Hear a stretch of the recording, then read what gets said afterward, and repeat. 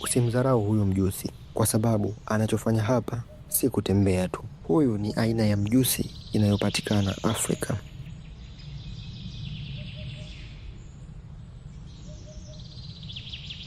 Macho yake yanaendelea kuchunguza kila upande akitafuta chakula. Katika mazingira haya, wadudu wadogo wanaweza kuwa chakula muhimu kwake. Ndiyo maana unaweza kumwona akisimama ghafla, akitizama kwa umakini, kisha kuendelea kusogea.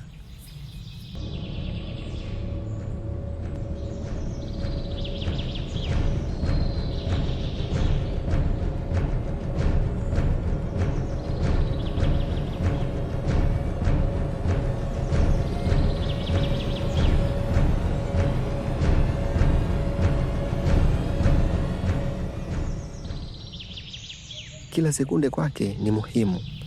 Anahitaji kuwa makini ili asikose chakula kilichopita karibu yake. Hivyo ndivyo maisha ya porini yalivyo. Hata mnyama mdogo kama huyu lazima atumie akili na umakini ili kupata mlo wake. Na mara nyingine kitu tunachokiona kama kutembea tu huwa ni safari ya kutafuta chakula. Unataka tujue siri ya mnyama gani mwingine? Tuambie kwenye comment.